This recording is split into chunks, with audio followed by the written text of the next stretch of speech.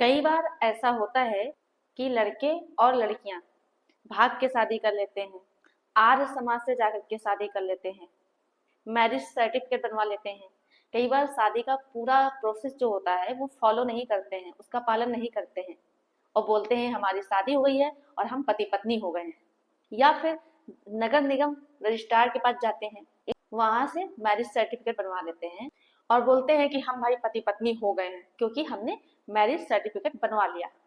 लेकिन जब उन दोनों के बीच में आपसी विवाद होता है, जब कोर्ट में मामला जाता है, तो पता ये चलता है कि इन लोगों की शादी हुई ही नहीं है, यानी कि उनकी शादी वैलिड ही नहीं है।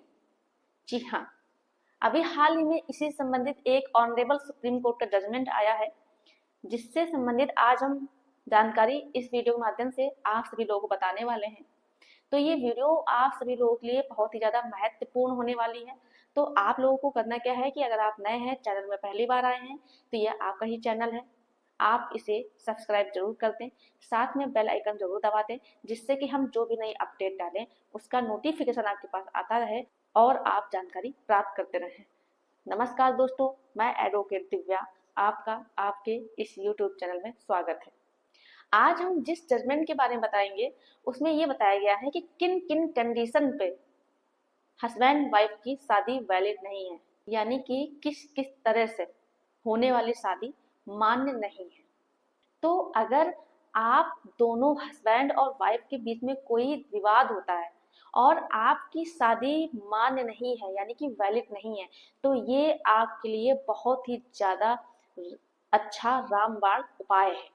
तो आज हम आपको बताएंगे कि हिंदू धर्म यानी कि हिंदू रीति रिवाज से किस तरह से शादी मान्य है, कानूनी तौर पे किस तरह से शादी मान्य है, किस तरह से शादी मान्य नहीं है। मान लीजिए कि हस्बैंड और वाइफ में कोई विवाद होता है, तो ऐसी क्या कंडीशंस है जिनके आधार पर पति रेज कर सकता है इस चीज को कि हमारी दोनों की शादी वैलिड नहीं है। तो आज हम जिस जजमेंट की बात करने वाले हैं उस जजमेंट का नाम है डॉली रानी बनाम मनीष कुमार चंचल, जिसका 19 अप्रैल 2024 में जजमेंट आया है।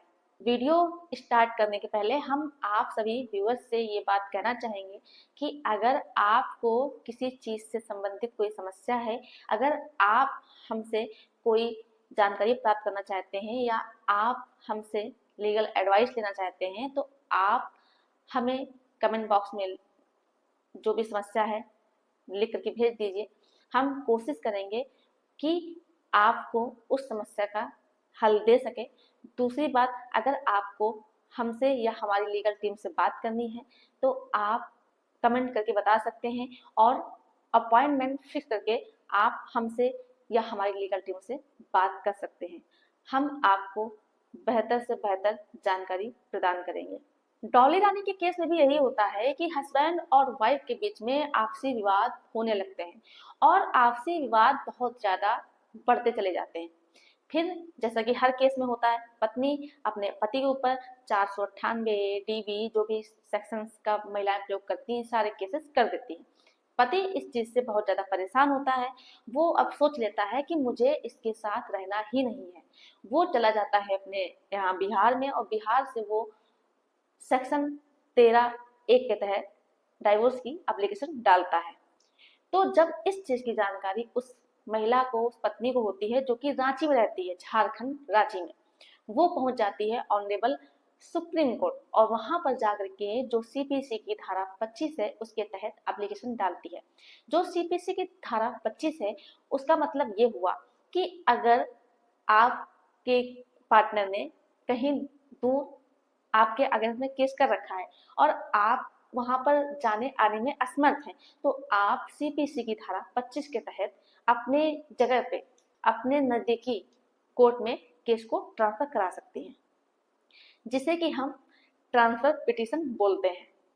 इस चीज में पत्नी ये बोलती है कि मैं रांची यानी कि झारखंड की रहने वाली हूँ, मेरे पति ने जो डाइवोर्स का केस किया है वो बिहार में किया है, तो इस तरह से हम वहां आने जाने में असमर्थ हैं, तो उस केस को रांची में ट्रांसफर करा दिया जाए।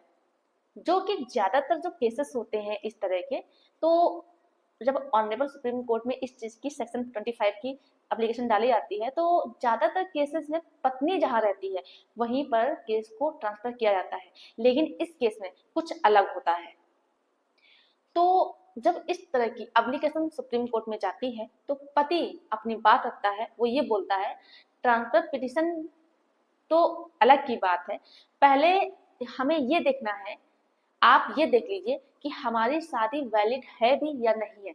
पत्नी तो एक सर्टिफिकेट लिए हुए वो दिखा रही है कि हमारी शादी हो चुकी है और हम भी दिखा रहे हैं, लेकिन जब शादी हुई है उसमें कोई हम लोगों ने 7 फेरे तो लिए ही नहीं है अग्नि के सामने।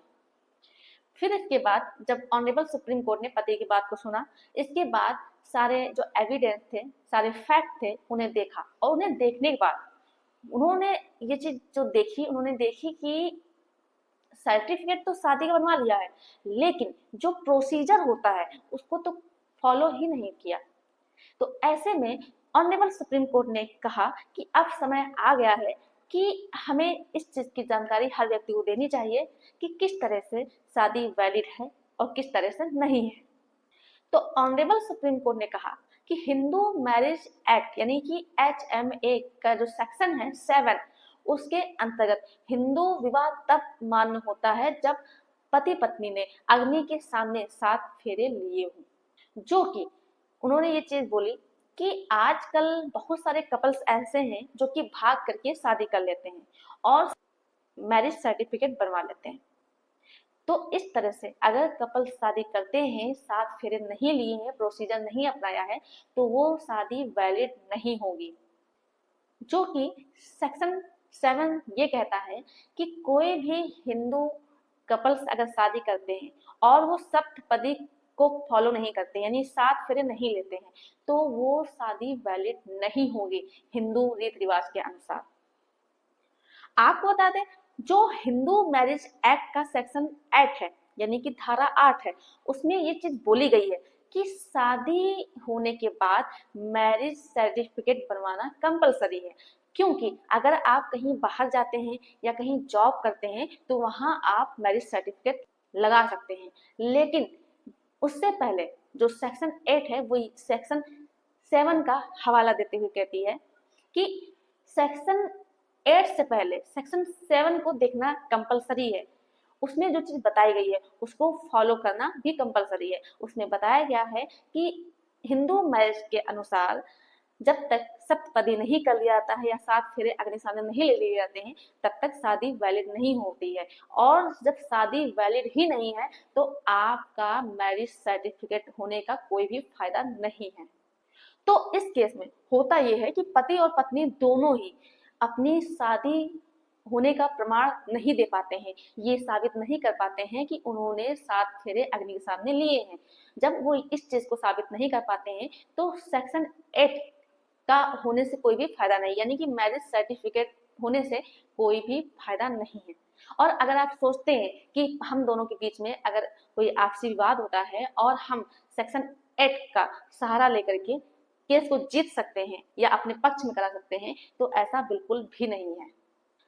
ऑनरेबल सुप्रीम कोर्ट ये भी कहती है कि जो हमारी शादी है, शादी को हिंदू धर्म में बहुत ही महत्वपूर्ण संस्कार माना गया है।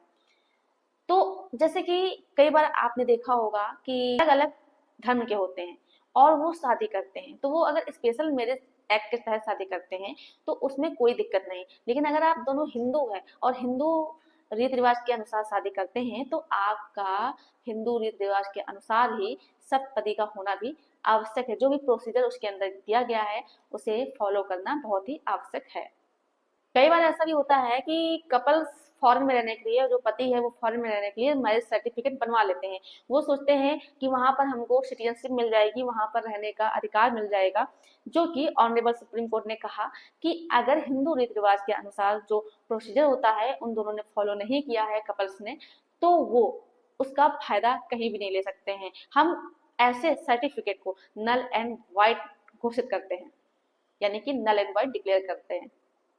तो इस जजमेंट से ये बात तो साफ होती है कि अगर आप ये सोच रहे हैं कि मैरिज सर्टिफिकेट मेरे पास है, इसके आधार पर हम कुछ भी कर सकते हैं, फॉरेन जा सकते हैं या कहीं लगा सकते हैं, तो आपको बता दें उसके लिए आपको सबसे पहले मैरिज का प्रोसीजर अपनाना होगा। और जो मैरिज का प्रोसीजर है वो अग्नि के सामने 7 फेरे का है। और अगर आप इस तरह से शादी नहीं करते हैं, जो हिंदू मैरिज के अनुसार जो प्रोसीजर है उसको फॉलो नहीं करते हैं, तो आपका जो मैरिज सर्टिफिकेट है वो नल एंड वॉइड होगा।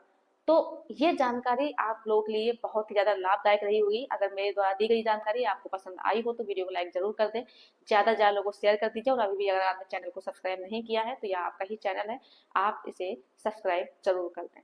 धन्यवाद।